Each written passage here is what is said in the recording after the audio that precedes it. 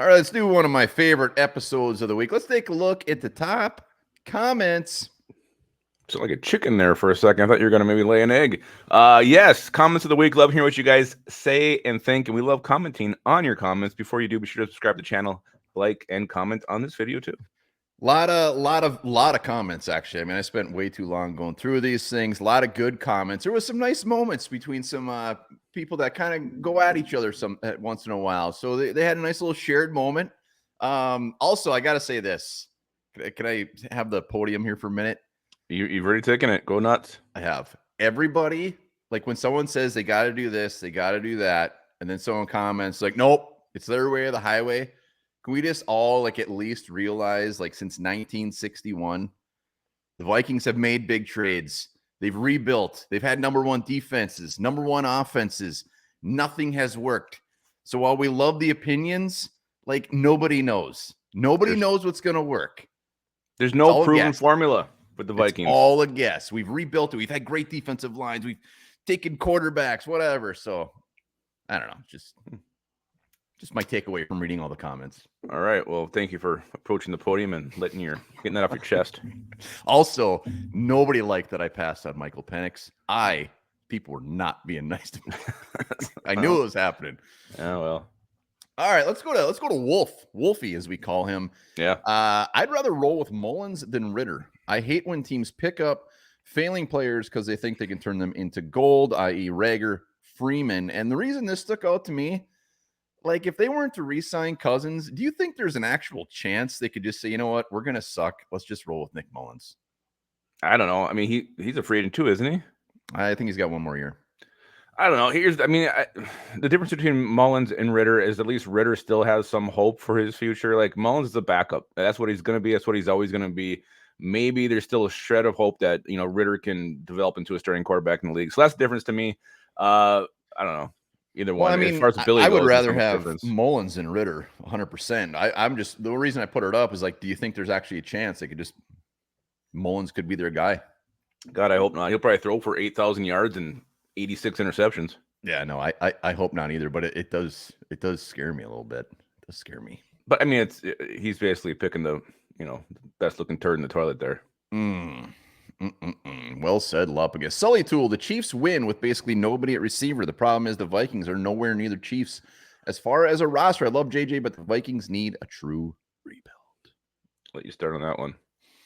Well, there's a lot of JJ comments, as there should be. And it always seems to be this seems to be the angle, like, so-and-so doesn't win without a top wide receiver.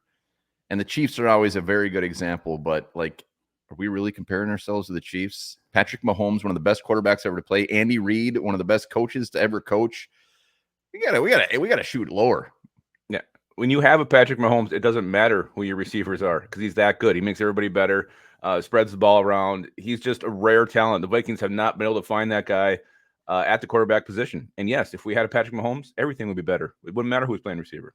Yeah, if we had a Mahomes, if we had an Andy Reid, we would have the luxury of not having to have the top wide receiver. Like that's my thought. Like I would love to go that route. We just don't have those players. We don't. Maybe we never will.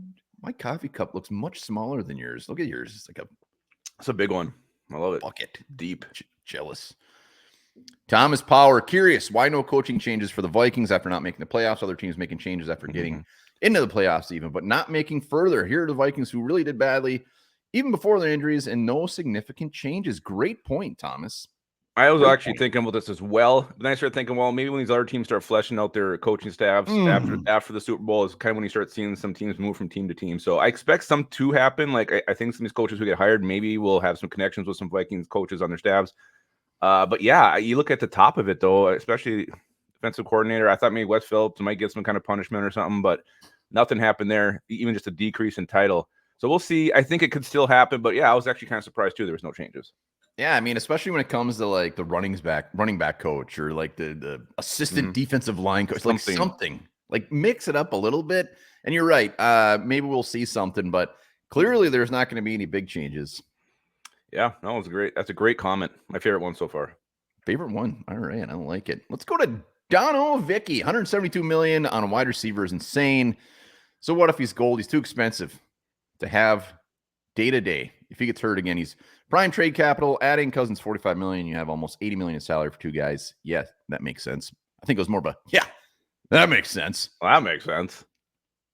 You know what? You pay the good players. You want them here, you got to pay them. And I don't know, the salary cap, yeah, it's scary and it's horrible, but Vikings always seem to be able to make it work. So, yeah, I don't know. He's a star. He's a rare talent. He's like the Patrick Mahomes of receivers. I want him here.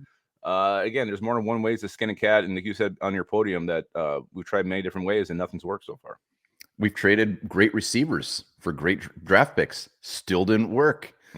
So the reason I put it on is everybody saying that we're moving on from Kirk, we're moving on from Jefferson.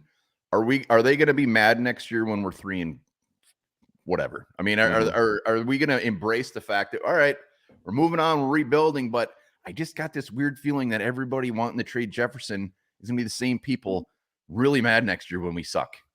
Yeah, or when we use those picks and they don't pan out. T-Bass. One thing you failed to mention is his draft day trades and getting this was on your grade for Kwesi, plus constantly trading within the division. That should hold a lot of negative weight. For example, the Hockinson trade with the Lions was more of a win for them. They picked up a second round in which they drafted a tight end who's just as good, rookie contract, 4 years. Moral of the story, doesn't like our the thing that stuck out with me is the Hockinson Sam Laporta comparison. Yeah, they found a good young tight end. Doesn't always happen. We got TJ Hockinson, a proven commodity, a star at the position. He would have been a Pro Bowler this year had he not get hurt. He would have been over 1,000 yards, second Viking tight end in history. Hey, you're talking Pro Bowls at T-Bass. I'm just warning you. Oh, I'm sorry. You gotta. No, I think my thing was I was saying like Kwesi on his big moves. I did a scorecard of everybody who's brought in, everybody who's been through the draft, free agency, and then I did like a weighted one, like his big moves. And his big moves actually he has more hits than misses. Yeah, I think it actually, I mean, in the end of that trade probably worked out for both teams. We got ourselves a star. They found a young star too. I mean, does that mean we would have hit that pick? I doubt it, but well, there's been a lot of comments on the Hockinson trade and how they got Laporta and we could have had whatever, and we're not paying Hockinson all his top tight end money. We got a top 2, 3 tight end in the league for a second round pick. It's like, that's all that matters. We can't whatever they do with their pick. I mean, it was a second round pick. They're supposed to hit on them. Not that we do, but they were. So, I mean, who cares what they did with the compensation? We have a top 3 tight end. That's what we wanted. And that's what we got. Yeah, I mean, Brad Holmes, great GM for the Lions. He's hit on a couple drafts in a row.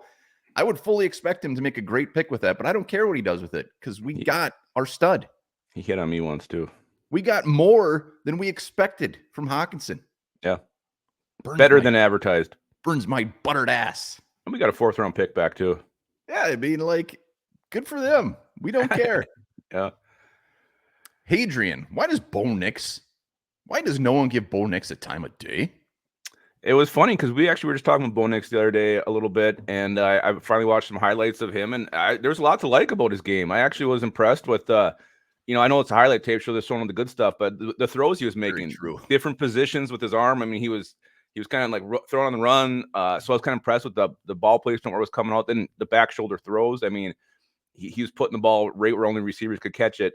And then I'm like, I even asked you, I'm like, why does no one like Bo Nix? And what did you say? I don't remember. You said it was the one read offense. No, everybody rips on the one read offense. And, yeah, that's what he's been coached to do. That's the offense he's in. So it doesn't mean he can't do multiple progressions, but other than that, I actually like Bo Nix. I think he's someone who's going to rise for me as the draft gets closer. Here's the thing with Bo Nix, and I watched some film with multiple positions as well, but it was not football. That was Bo Dix. It is. I mean, you can say like that was what he was coached to do, but he sucked at Auburn. I mean, and then all of a sudden he goes here and all he does is do these little passes that get a bunch of yards. Stats look great. And yeah, I mean, if you're going to watch his highlight tape, you're going to see a bunch of good plays. I don't mind Bo Nix. Here, my issue with Bo Nix is he's in the second tier of the quarterbacks. If we're going to take a quarterback, we'd have to take him in round 1 or trade back in round 1, take him. He's probably not going to be there in round 2.